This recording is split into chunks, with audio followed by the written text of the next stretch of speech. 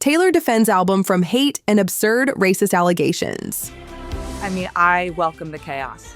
The rule of show business is if it's the first week of my album release and you are saying either my name or my album title, you're helping. Welcome to PopPlug. Let's get plugged in.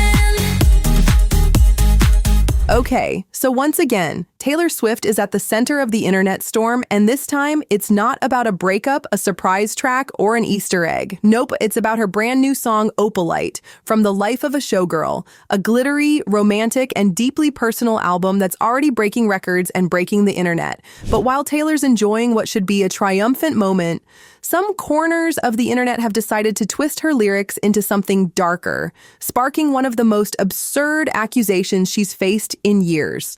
The song Opalit, which was supposed to be a celebration of love and renewal, has somehow turned into the center of a massive online debate.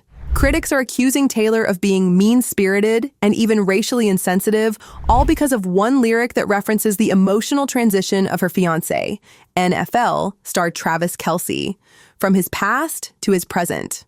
But let's be real, the haters are doing the most right now. It all started when fans dissected the lines.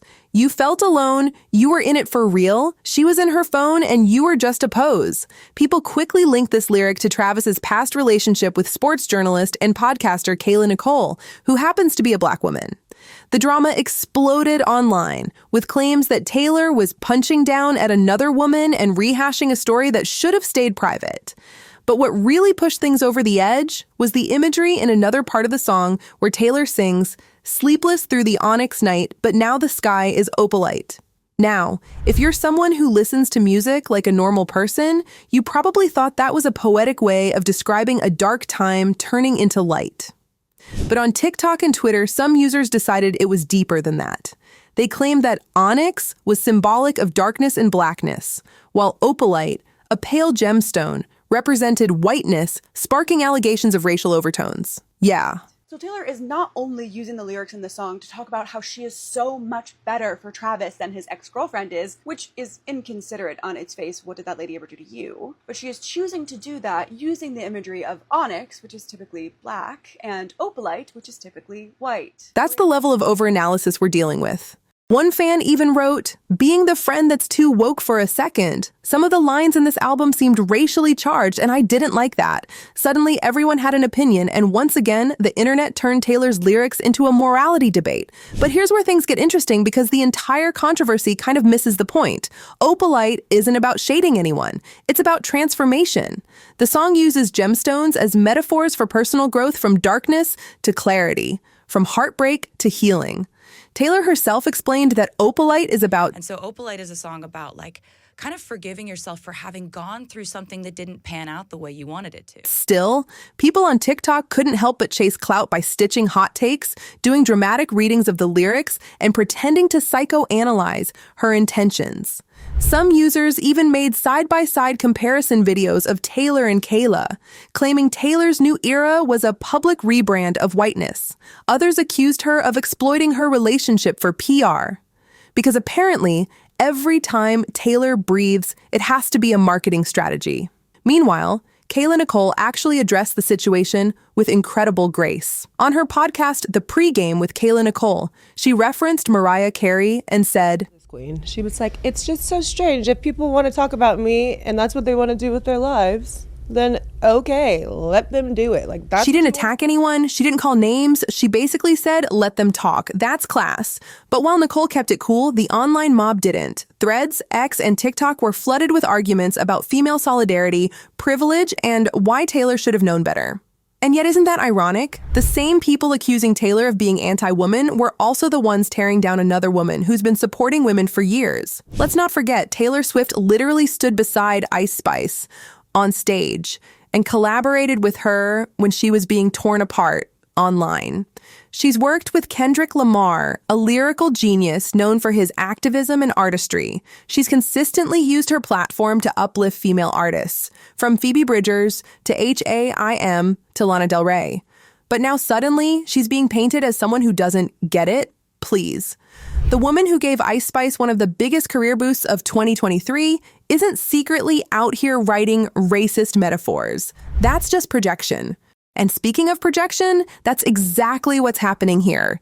We've seen this cycle before, the same way she was called manipulative for writing about her exes, or performative for speaking about politics, or privileged for standing up for artists' rights. The internet's obsession with dissecting every line she writes says more about us than it does about her. Just like with Eldest Daughter, where critics dissected every lyric. Or in Eldest Daughter, Taylor says, "I'm not a bad bitch, and this isn't savage, but I'm never gonna let you down." The language of bad bitch and savage are primarily associated with Black women. And then with The Wish List, people twisted a song. Or in Wish List, she says they want a fat ass and a baby face. Big booties are not unique to Black women, but if we're all being honest here about the associations of Black women's bodies over the last 400 years, big booties are and have been associated with Black women. As when Taylor finally addressed the chaos in her interview with Zane Lowe, her response was peak, swift, calm, self-aware, and classy. She said, And art, I have a lot of respect for people's subjective opinions on art. I'm not the art police. It's like everybody is allowed to feel exactly how they want. That's an artist who understands the game. Taylor knows that people are going to twist, critique, and overthink her work. But instead of fighting it, she embraces it. Because let's face it, every time people start a discourse about her, she wins. Whether you're loving her or hating her, you're still streaming her music. And let's talk about the life of a showgirl as a whole. This album is Taylor's 12th studio record, and it's everything fans wanted: flirty, fun, dramatic, cinematic. It's a celebration of performance, storytelling, and evolution. On release day alone, it sold 2.7 million copies. That's not just success, that's dominance. Taylor herself described Showgirl as her funniest album. She said it was a deliberate departure from the Tortured Poets department, her introspective, poetic era. She wanted to remind people that she's more than heartbreak songs. She's a storyteller who can shift gears without losing her essence. This one was like, showgirls are mischievous, fun, scandalous, sexy, fun, flirty, hilarious. So yeah, I'm glad you picked up on that. So when people try to flatten her into a one-dimensional narrative, the privileged pop star picking on a woman of color, it ignores everything she's built, stood for, and represented. She's one of the few artists who's been transparent about her own privilege and used it to champion others. And let's not forget, she's in an interracial relationship with Travis Kelce. The idea that she'd intentionally write racially coded lyrics about his ex is not only absurd, it's insulting to her intelligence and artistry. The truth is, the online outrage cycle is just part of being Taylor Swift in 2025. Every time she releases something, there's a wave of love followed by a wave of backlash, followed by a wave of realization that, oh wait, she was right all along. Remember Reputation? People hated it at first, but now it's considered iconic. Remember Folklore? Critics called it boring. Now it's Grammy-winning and culturally timeless. As she said herself, we're doing this thing for keeps. Like, I have such an eye on legacy when I'm making my music. I know what I made. I know I adore it. That's confidence. That's ownership. And that's exactly why she's untouchable, because she's already moved past the noise, while everyone else is still arguing in the comments. She's literally speaking to anyone who's ever had to heal from a failed relationship to find peace after pain. And the fact that people twisted that message into a scandal says everything about the state of online culture. It's not about what she said, it's about what people want to hear. The truth is, the Life of Showgirl album isn't a diss track.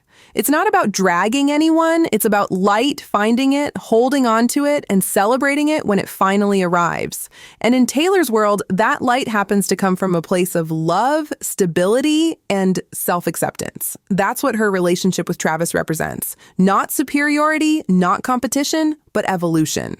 At the end of the day, Taylor Swift doesn't need to defend her art to people who've already decided to misunderstand her. She said it best, "I'm not the art police." She knows her truth, she knows her craft, and she knows that time always proves her right. The same way people came around to Reputation and Evermore, they'll come around to Showgirl. Maybe not today, maybe not next week, but eventually, they'll see it for what it is. A bold, playful love letter to herself and to the journey that got her here. So yeah, the haters are loud, but Taylor's louder. The noise is temporary. The art, that's forever. What do you think? Are people overanalyzing the Life of Showgirl album, or did Taylor unintentionally strike a nerve? Drop your thoughts in the comments, and remember, follow PopPlug to stay plugged in.